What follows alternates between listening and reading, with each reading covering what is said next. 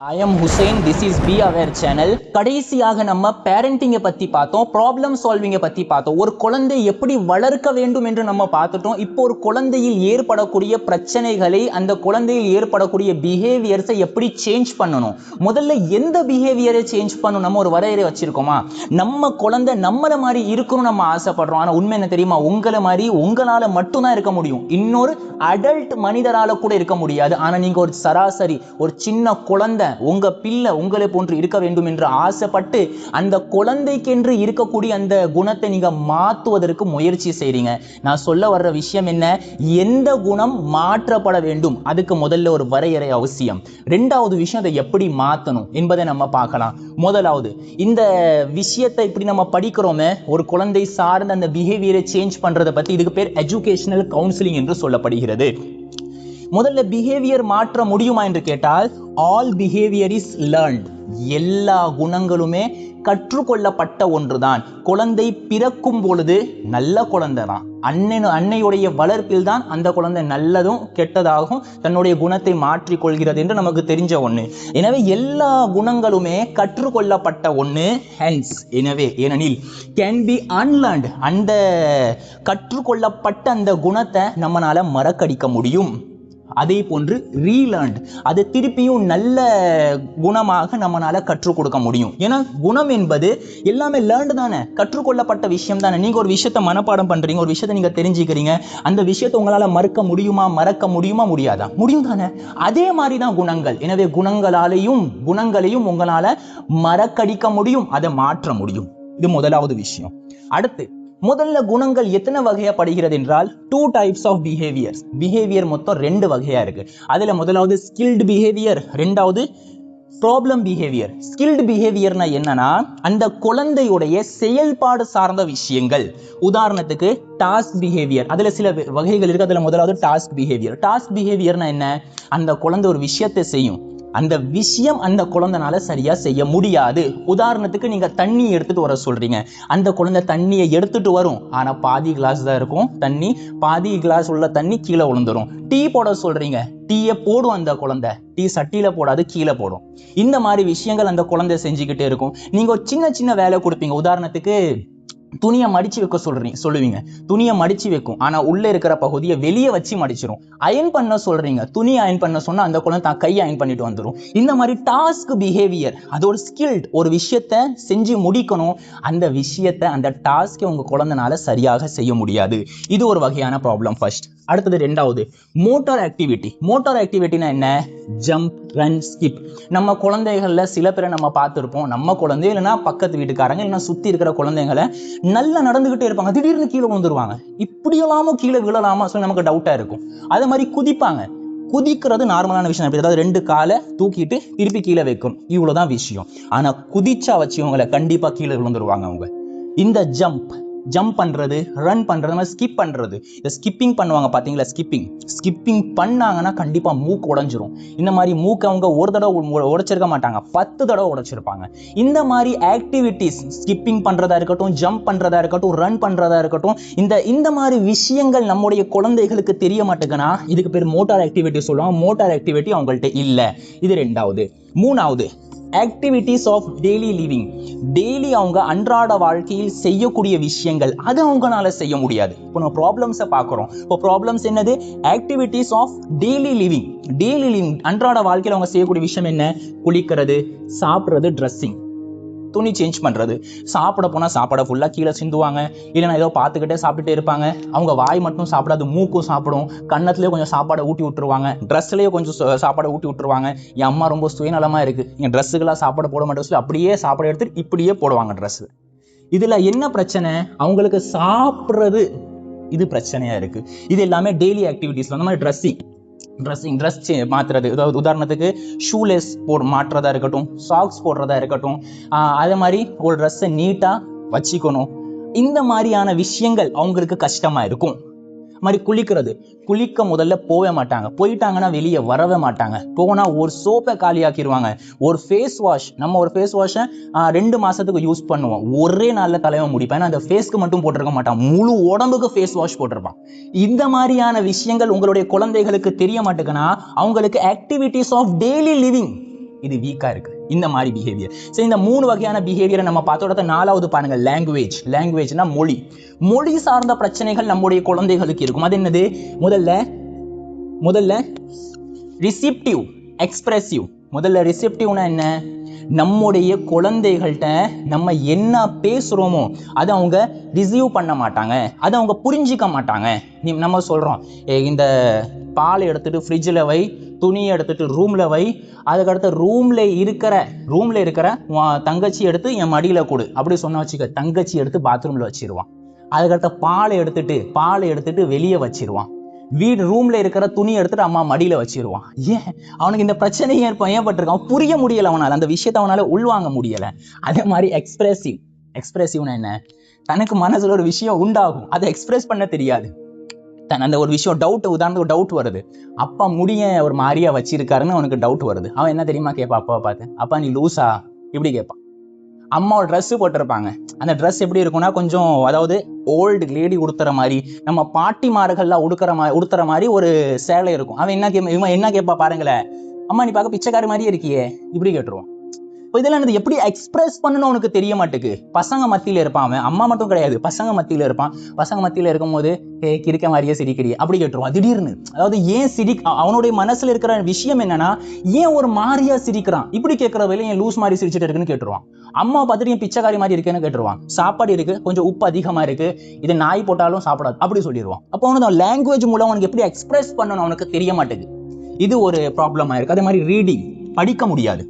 அந்த எழுத்தெல்லாம் பார்த்துச்சு ABCD அதில் டான்ஸ் ஆடுற மாதிரி அவனுக்கு ஃபீல் ஆகும்.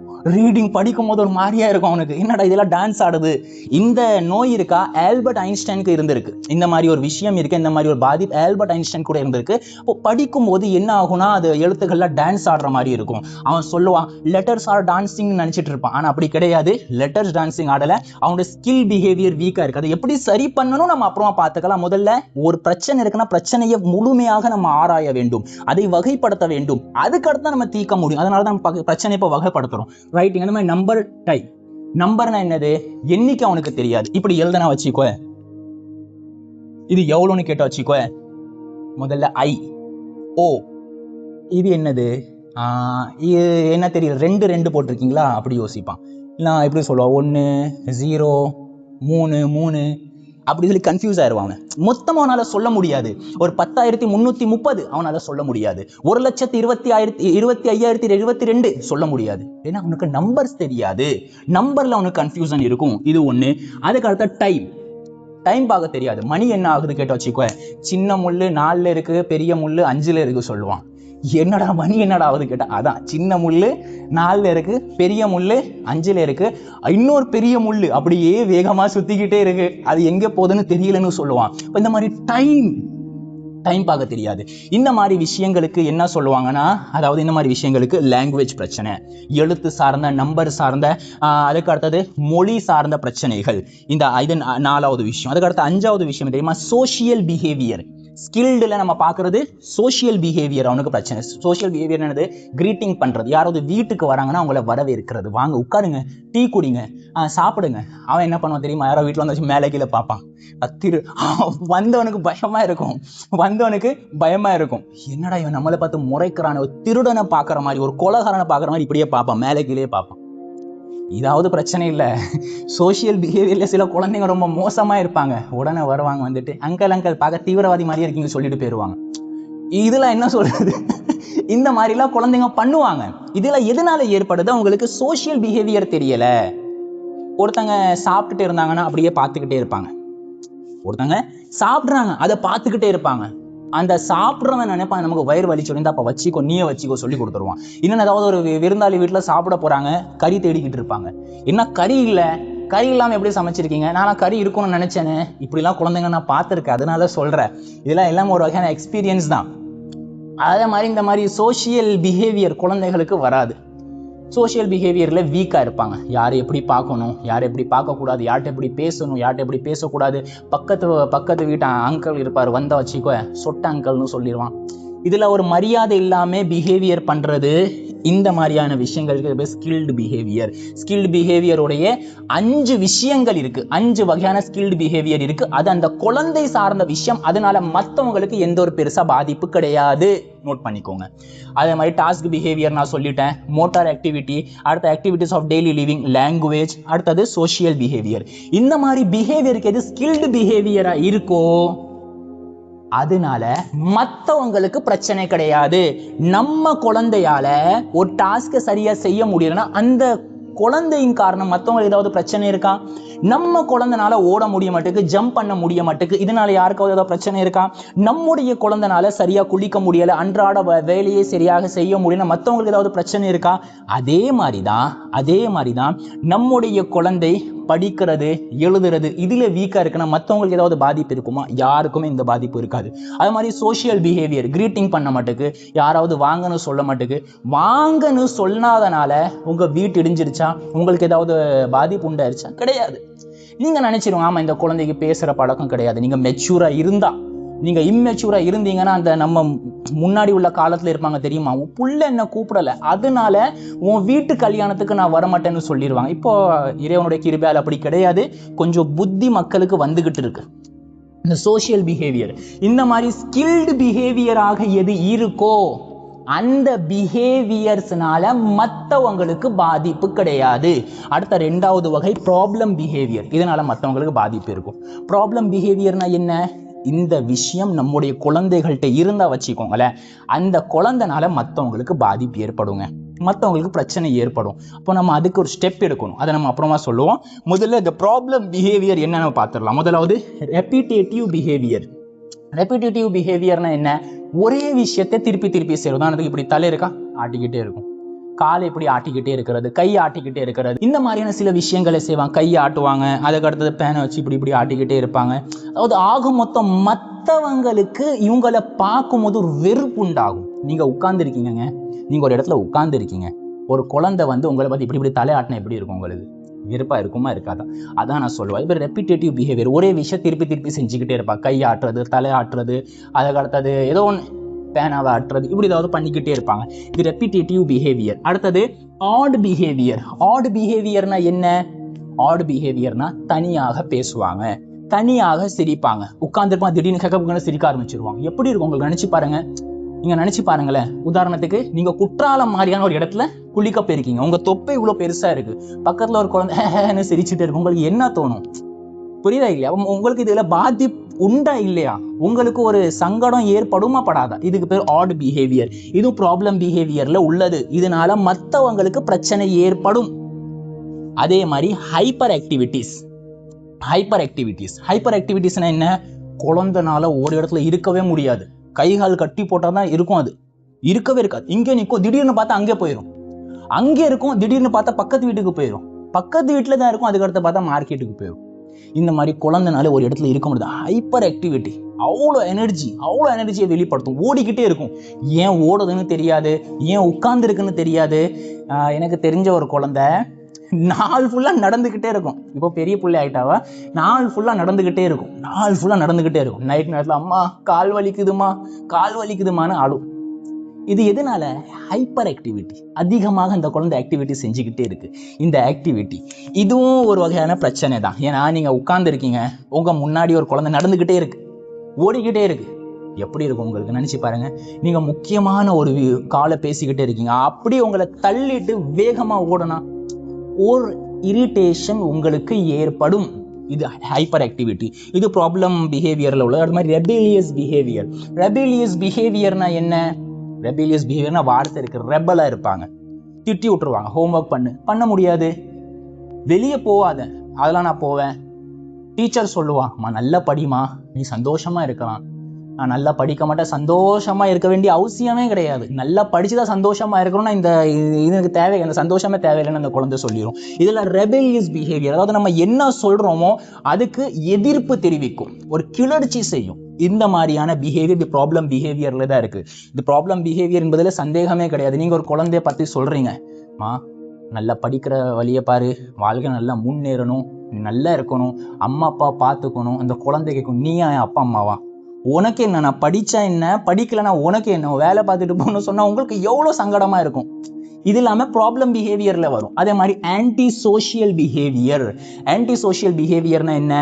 திருடுறது, யாராவது அடிக்கிறது, அசிங்கமாக பேசுறது, அதோட மற்றவங்களுடைய விஷயங்களில் பாடி ஷேமிங் பண்ணுறது, இந்த மாதிரியான விஷயங்கள் ஆன்டி சோஷியல் பிஹேவியரில் வரும். இப்போ சின்ன சின்ன எக்ஸாம்பிளை நீங்கள் ஞாபகம் வச்சுக்க. ரெப்பிட்டேட்டிவ் பிஹேவியர்னா தலையை ஆட்டுறது, கையாட்டுறது.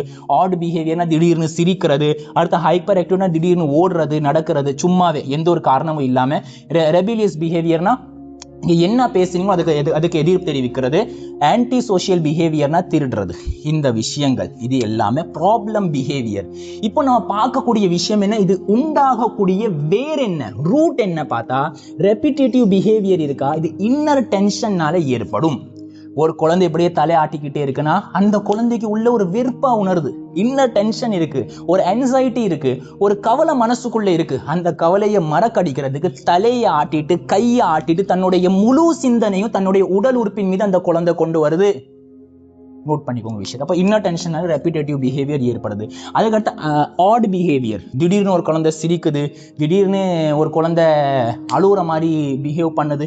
ஏதோ ஒன்று ஆடாக ஒரு குழந்தை செய்துன்னா அது அட்டென்ஷன் சீக்கிங். உங்களுடைய அட்டென்ஷனை அது வாங்குது.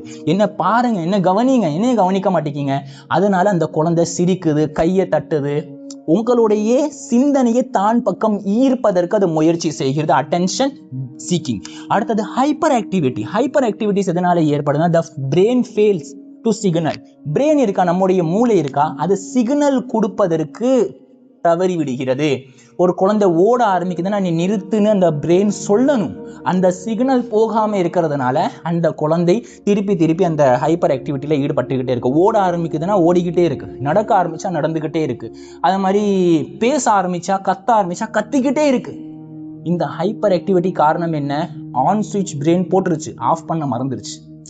புரியுது? அப்போ பிரெயினோடைய ஆன் ஆஃப் சுவிட்ச் இருக்கா, அது வீக்கா இருக்கு. இது ஒரு எக்ஸாம்பிளுக்கு புரிஞ்சுக்கோங்க. அதுக்கு அடுத்தது ரெபெலியஸ் பிஹேவியர். ரெபெலியஸ் பிஹேவியர்னா என்ன நம்ம பார்த்துட்டோம். இது ஏன் உண்டாகுதுன்னா டிசைர் ஃபார் கண்ட்ரோல்.